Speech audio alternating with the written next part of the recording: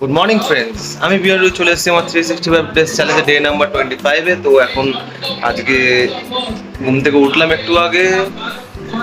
ঘুম থেকে উঠে সকালের ব্রেকফাস্টটা করে নিলাম। তো এখন দিদি অফিস যাচ্ছে আর পকাইকে পড়াচ্ছিলাম সকালে একটু, তো ওই জন্য ভিডিও করতে পারিনি। তো পকাইকে এখন দিয়ে আসছি।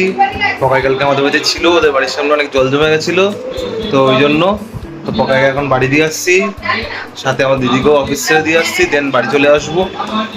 তো পকাই, তুমি কিছু বলে দাও কালকে জলের ব্যাপারে। তোমার বাড়ির সামনে কতটা জল জমেছিল?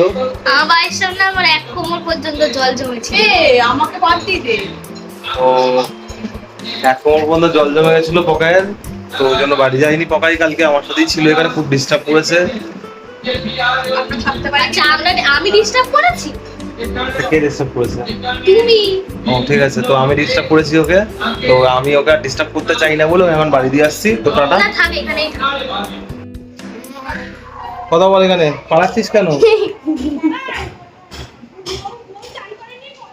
দিদিকে ছেড়ে দিলাম, পকাইকেও বাড়ি ছেড়ে দিলাম।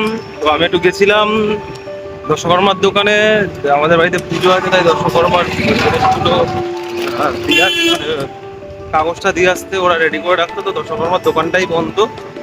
তো এখন যাচ্ছি বাড়িতে, গিয়ে লাঞ্চটা করে নিই। লাঞ্চ করে একটু বেরোনোর আছে, মা একটু ঠাকুরের জিনিস কিনতে যাবে, পুজো আছে বলে। এই ছাদে চলে আসলাম, প্রচুর রোদ্দুর, প্রচুর। তো এই যে মেলতে চলে এসেছি, এই যে ছাদের অবস্থা, চল রোদ্দুর। তো এই রোদ্দুরের মধ্যে কি করব, মেরে ফেলি জামা প্যান্ট গুলো। আমরাই তো পড়ি, আমাদেরকেই মেলতে হবে। তো টাটা।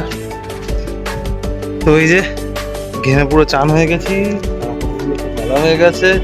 তো যাই নিচে এবার।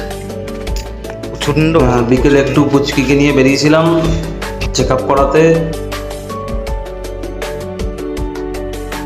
তো তো এই যে ঘর থেকে আসলাম এক্ষুনি, এসে এতক্ষণ আড্ডা মারছিলাম, এই জন্য ভিডিও করা হয়নি। তো ডিনারটা করে নেবো, দেন ঘুমিয়ে পড়বো, কালকে সকালে আবার কলেজ আছে। তো টাটা, গুড নাইট ফ্রেন্ডস, আবার কালকে দেখা হবে।